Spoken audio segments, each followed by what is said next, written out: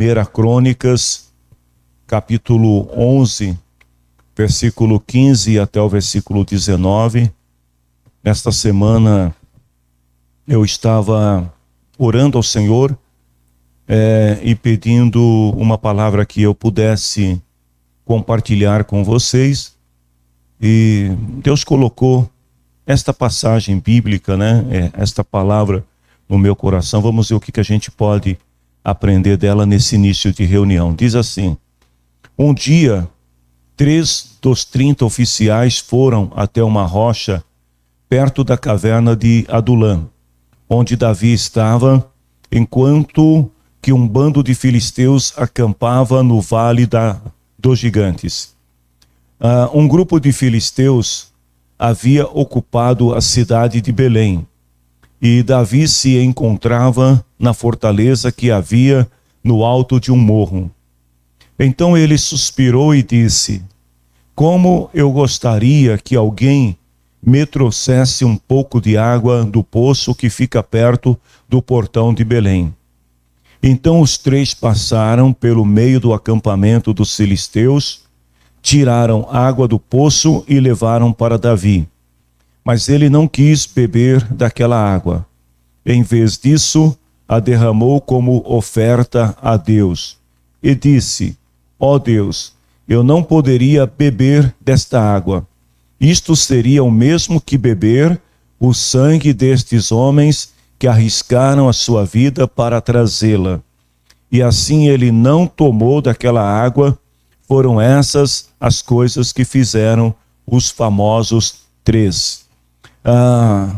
Eu fiz questão de escrever, inclusive, aquilo que eu gostaria de falar para vocês, para tentar controlar também, resumir o tempo e a gente não sair fora do objetivo da reunião de tratar alguns assuntos ministeriais. Mas se nós lemos aqui 1 Crônica, capítulo 11, nós vamos encontrar aqui uma relação de homens que ficaram conhecidos na história bíblica como os valentes de Davi.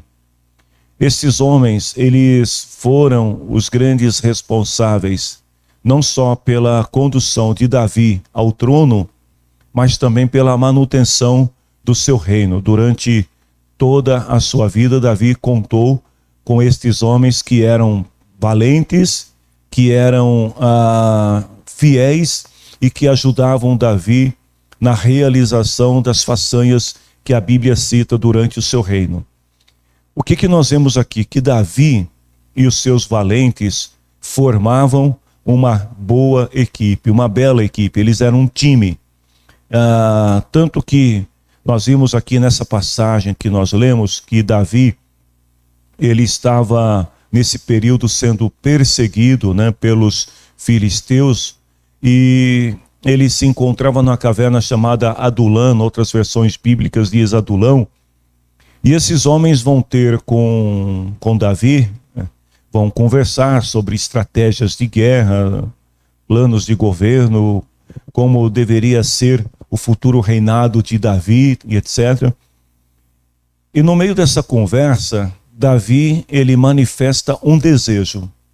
Não era uma ordem, era um desejo. Ele diz assim: como eu gostaria que alguém me trouxesse um pouco da água do poço que está em Belém, perto do portão. Então ele, numa conversa informal ali com seus homens, ele manifesta um desejo. E aí quais são as lições que nós aprendemos? Primeiro, uma boa equipe, ela é constituída por pessoas que reconhecem os desejos de seu líder como ordem.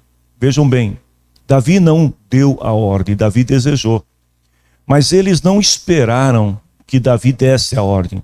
Sabe por quê? Um bom time gosta de surpreender e satisfazer. Eles ouvem e agem.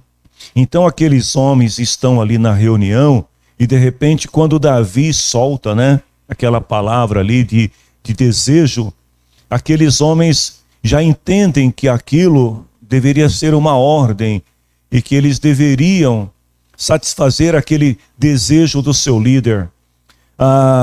Então eles ouvem e agem. Não ficam esperando que alguém determine, que alguém ordene para que faça. Segundo, uma boa equipe está disposta a enfrentar riscos. Eles enxergam as suas ações como prova de lealdade, coragem e companheirismo, porque foi isso que esses homens fizeram. Eles não se preocuparam com o risco que iriam correr. Eles entenderam que satisfazer aquele desejo de Davi era importante porque seria uma prova de lealdade, de coragem, de companheirismo. Por outro lado, nós vemos Davi, porque a Bíblia diz que esses homens atravessaram o campo inimigo, foram lá, pegaram água do poço e trouxeram água para Davi. Quando eles retornam, vejam bem, Davi, ele reconhece o risco que seus homens correram quando atravessaram a linha inimiga para pegar a água do poço. Então, Davi, ele não toma daquela água. Alguns podem entender que foi uma afronta de Davi, né, ou um descaso de Davi não beber daquela água. Mas não é isso. Davi, ele não toma daquela água porque ele prefere consagrar aquela água, ofertá-la ao Senhor. Então, o que nós aprendemos com isso? Que um bom líder também, ele acredita a fidelidade, a coragem e as realizações de seu grupo a Deus e não se aproveita da boa vontade deles. Porque Davi poderia tomar aquela água e ele poderia até reunir ali os seus valentes e dizer, tá vendo, olha, esses 3 aqui são fiéis, esses 3 são bons, e enaltecê-los diante de seus companheiros, como ele poderia também aproveitar-se da fidelidade daqueles homens, visto que eles enfrentaram uma situação de risco somente para trazer água para Davi beber, gente. Então Davi poderia se aproveitar da boa vontade deles e falar, bom, já que eles estão dispostos a morrer por um desejo, já sei o que eu vou fazer, eu vou usar essa fidelidade deles em meu benefício. Mas Davi não faz isso, ele demonstra submissão a Deus e respeito à sua equipe. Bom, por que estou dizendo isso? Esse ano de 2020 tem sido um ano muito difícil para todos nós. Nós, a exemplo de Davi e seus valentes, nós também estamos cercados por inimigos. Alguns inimigos são invisíveis, não podem ser vistos porque são inimigos que atuam na dimensão espiritual, e outros inimigos que atuam na dimensão natural, que podem ser conhecidos. Nós estamos enfrentando inimigos a todo tempo, e nesse ano nós enfrentamos algo totalmente diferente, que é na dimensão do natural, um inimigo que não pode ser visto. Vocês deu para entender? É como se fosse a soma do espiritual com o natural, e esse inimigo, por não ser visto a olho nu, muitas vezes podem comprometer a nossa saúde, a nossa caminhada de fé. Eu estava pensando nesta palavra e até escrevi aqui o seguinte, que o nosso inimigo não é o Covid, gente. Se alguém pensou no Covid, não é o Covid o nosso inimigo. O nosso inimigo são as consequências, aliás, os nossos inimigos são as consequências resultantes do distanciamento que se revelou por causa do Covid. Porque isso acabou trazendo à luz muito da nossa natureza humana, de quem realmente somos. Ou seja, esta batalha que nós estamos travando contra as consequências resultantes do Covid revelou a nossa natureza. Alguns exemplos. Nós vimos em muitos lugares, em situações, o amor, enquanto em outros o ódio. Enquanto algumas pessoas demonstraram-se mais amorosas, outras se demonstraram odiosas. A humildade e a arrogância. Alguns se tornaram mais humildes, outros se mostraram arrogantes. A verdade e a mentira. Enquanto alguns se mostraram verdadeiros, outros se apoderaram da mentira. A união e a separação. Enquanto algumas pessoas se uniram para enfrentar juntos o inimigo, outros se separaram e acabaram enfraquecendo as suas fortalezas. A fé e a incerteza. Enquanto alguns continuam depositando a sua total confiança em Deus, outros simplesmente se afastaram de Deus. Essas coisas se tornaram evidentes na vida das pessoas porque elas já estavam dentro delas. E as consequências resultantes da pandemia acabou revelando o que estava lá dentro. E as pessoas não tiveram como se esconder de si mesmas. O número de separação conjugal, de violência, de abusos, de apostasias, de dívidas aumentaram consideravelmente. Eu estou citando alguns fatores negativos, mas existem muitos outros. A pandemia descortinou o que estava oculto e trouxe à luz a verdadeira natureza de quem somos. Então, o grande inimigo que nós estamos enfrentando são as consequências, que são resultado desse momento que nós vivemos em 2020. Ser um cristão tem sido um grande desafio, e eu vou dizer a vocês por quê. Eu particularmente, eu escrevi isso aqui também, porque eu imaginava que uma crise na proporção que nós estamos vivendo traria um despertamento à igreja. Eu não sei se mais alguém pensou dessa forma. Eu imaginava que com uma crise, com uma pandemia, as pessoas se voltariam mais para Deus. As pessoas viriam correndo às reuniões de culto para aceitar a Cristo, como até no início da pandemia, quando a gente estava fazendo as reuniões com a porta fechada, aconteceram algumas situações de pessoas aparecendo na porta da igreja, e até mesmo em reunião de domingo, a pessoa entrar aqui, a porta estava aberta e eu estar orando e a pessoa vir pedir oração. Mas foram casos assim muito esporádicos, não foi uma coisa da forma como eu imaginava. As igrejas, eu imaginei que elas iriam se encher de pecadores arrependidos, que as pessoas correriam, tanto que no início da pandemia, vocês vão lembrar daquela discussão sobre se a igreja deveria ser considerado também como um organismo, ou melhor, uma organização de utilidade pública ou não. Isso foi questões até discutidas no Supremo Tribunal, porque eu lembro até da fala do presidente dizendo que naquele momento as pessoas mais que nunca precisavam das igrejas, mas a verdade é que ninguém procurou a igreja. As pessoas se afastaram. A gente viu exatamente o contrário, porque as pessoas colocaram seus próprios interesses em primeiro lugar e se esqueceram de Deus. E nesta batalha contra o inimigo, as pessoas decidiram lutar sozinhas. Alguns estão triunfando ou acham que estão triunfando, mas a verdade é que no mundo espiritual, muitos perderam. Cristãos perderam o hábito de dedicar pelo menos um dia ou pelo menos, no mínimo, 2 horas da semana para cultuar a Deus.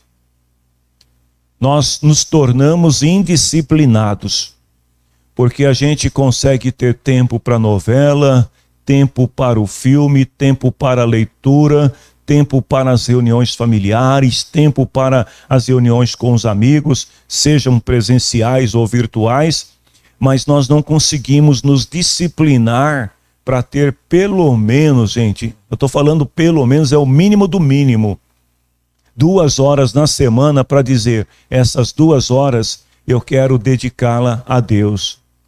Mesmo aqueles que não podem vir na igreja, mas quão bom seria que pudessem dedicar essas 2 horas acompanhando a reunião virtual de culto, sem desatenção, sabe, mas focado ali, falar, este tempo é o tempo de Deus. Eles substituíram, as pessoas substituíram as reuniões familiares, de lazer, de trabalho e afins. O que eu vejo em tudo isso? Em tempos de crise, quando estavam enfrentando um inimigo difícil, de ser vencido, um inimigo poderoso que eram os filisteus, Davi tinha um desejo. Qual era o desejo de Davi? De poder beber da água do poço. Ou seja, o grande sonho de Davi naquele momento era que as coisas voltassem ao normal e ele pudesse ir até o portão na entrada da cidade de Betel, onde tinha um poço, e tomar daquela água. Era só isso que ele queria. E aí me vem uma pergunta: em tempos de crise que nós estamos vivendo, o que você gostaria? Qual é o teu maior desejo?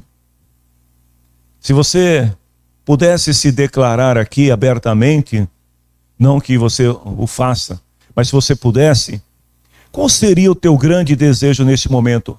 Ah, como eu gostaria. No meio de toda aquela batalha, vejam, Davi poderia dizer: eu gostaria que todos os filisteus fossem extintos agora, no estalar de dedos. Ele poderia dizer: eu gostaria que eu estivesse no palácio cercado por mulheres, por riquezas, por súditos. Não. O que Davi queria? Beber água. Porque às vezes, no meio da crise, a gente quer uma coisa simples. A gente quer voltar àquilo que é o mais simples que se tem na vida. Davi queria beber água de um poço. Aquela água fria, limpa, né? Quem já bebeu água de poço sabe muito bem o quanto é saborosa uma água de poço tirada ali na hora. Era isso que Davi queria. E o que nós queremos? Mas aí, o mais interessante é que Davi, ele recebeu o que desejou. Davi queria água, ele teve água. 3 homens, ou seja, Deus providenciou que alguém trouxesse água para Davi. Mas o que chama a atenção é que quando o desejo dele foi realizado, ele poderia beber daquela água, ele poderia se banhar daquela água. Mas sabe o que Davi fez? Consagrou a água ao Senhor, irmãos. Na hora que ele pega aquela água ali, eu não sei quantos baldes, né, que eles trouxeram, qual foi a quantidade de água que eles trouxeram. Mas Davi pega aquela água e derrama ela em oferta ao Senhor. Sabe o que eu aprendo com isso? E aí eu estou terminando essa introdução da reunião. É que nós deveríamos também consagrar ao Senhor aquilo que nós mais desejamos e que conquistamos. E aí vem uma outra pergunta: você tem consagrado ao Senhor aquilo que você desejou e alcançou? Talvez seja uma coisa muito simples, mas que é algo importante para você. Você tem consagrado ao Senhor?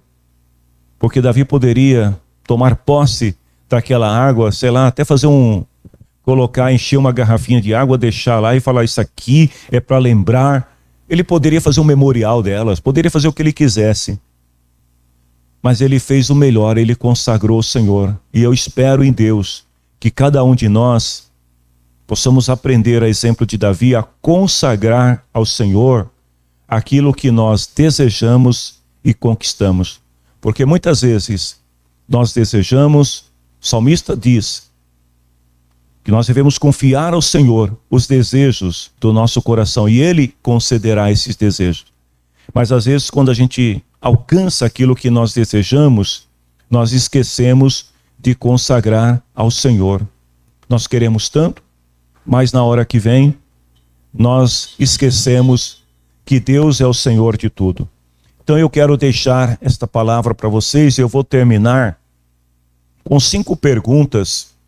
Eu, na verdade, eu ia fazer uma reunião um pouco diferente, mas eu vejo que a situação ainda não permite, né? Porque a gente uma hora está no verde, pensando no azul, a gente volta para o amarelo, né? Pensando no laranja, porque a situação, cada dia que passa, parece uma gangorra, sobe e desce. Então, a gente não está ainda em tempos de poder ser mais informais do que estamos sendo aqui na reunião. Mas eu queria fazer 5 perguntas, se vocês quiserem marcar. Se vocês não marcarem, pode ter certeza que eu vou mandar no grupo para vocês. Porque eu gostaria que vocês pensassem, refletissem e respondessem para si mesmo. Como você avalia a sua participação ministerial na igreja nesse ano de 2020?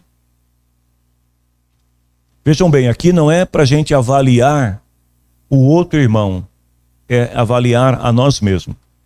Qual seria a nota, né, de 1 a 10 que você daria a si mesmo pela sua participação ministerial na igreja nesse ano de 2020?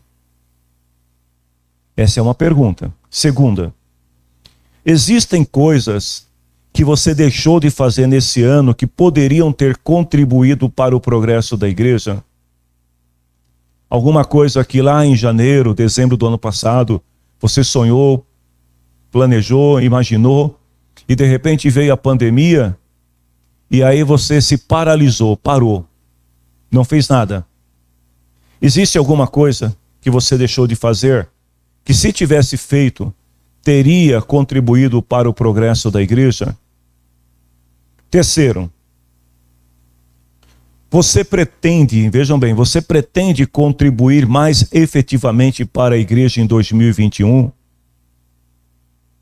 Considerando as notas que você deu às perguntas anteriores, você tem essa pretensão? Você acredita que pode contribuir mais efetivamente para a igreja em 2021? E a quarta pergunta, para você responder a si mesmo, é: qual o tipo de contribuição que você pode dar à igreja em 2021? Como você pode, dentro desse cenário que nós estamos vivendo, e que vai durar anos, talvez nunca mais voltemos, né, ao modelo, ao padrão de 2019. Então, qual é o tipo de contribuição que você pode dar? Você já pensou em conversar com o seu líder, conversar com o pastor da igreja e propor esta tua ideia que pode trazer alguma contribuição efetiva para a igreja em 2021?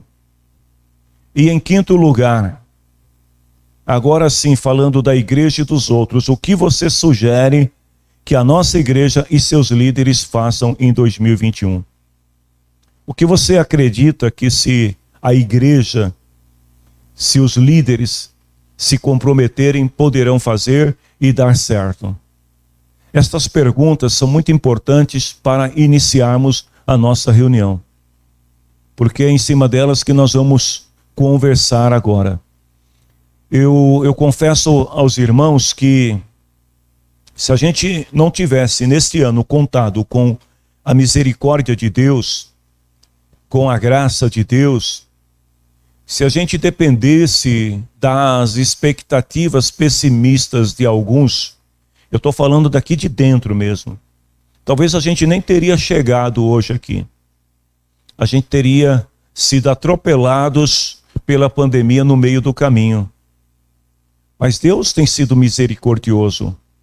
Primeiro Deus, porque Ele deu força, não só a mim, deu força a vocês, aqueles que acreditaram, que vieram às reuniões de culto, que estiveram aqui conosco. Eu estava outro dia conversando com uma pessoa aqui na igreja, falando que uma das coisas que me intriga consideravelmente é a falta de compreensão de algumas pessoas sobre o tempo que nós estamos vivendo. E aí, às vezes, pessoas que não estão contribuindo efetivamente para o desenvolvimento da igreja, vêm esporadicamente, uma vez ou outra na igreja, aí chega, aí vê a igreja vazia. É o cenário de momento. Aí vê a igreja vazia, aí chega para o pastor e fala: pastor, tá ruim o negócio, hein? Pastor, se continuar assim, não sei não, hein? Gente, isso me intriga demais, eu não sei quanto a vocês. Porque eu vejo, primeiro, uma falta de compreensão, que nós estamos numa guerra, a maior guerra que o país já viveu e que o mundo já viveu nos últimos 100 anos. E não é uma guerra de nações contra nações. É uma guerra contra um inimigo em comum no mundo inteiro. Está todo mundo passando pelo mesmo processo. Aí um insensato, né? Não sei se é insensato, não, insensato é louco. Um insensível, fugiu a palavra, porque não tem sensibilidade e não entende o momento. Aí alguns ainda fazem comparação, mas a igreja tal ali embaixo, pastor, eu passei e estava lotado. Deus abençoe os irmãos. Existem partes do corpo que são mais evidentes do que outras, porém Paulo diz que aquelas que são menos visíveis, que quase ninguém vê, são as mais importantes. Então a gente não pode se avaliar pelo outro, a gente tem que se avaliar por nós. Por isso essas perguntas. Porque é a partir desta resposta que cada um de nós der a si mesmo, que a gente vai poder pensar melhor sobre quem somos, o que estamos fazendo e o que nós podemos fazer. Então eu quero pedir aos irmãos que me ajudem, principalmente aqueles que estão comigo nas reuniões, que não faltam. Gente, vamos manter o bom ânimo. E é isso que a gente precisa de cada líder, manter esse entusiasmo, não baixarmos a guarda como os homens de Davi. Eu queria. Não, você não quer, vai acontecer. Vamos atravessar a linha dos inimigos, vamos trazer, mas não, ninguém vai morrer aqui. Nós vamos conquistar em nome de Jesus. Amém, meus irmãos?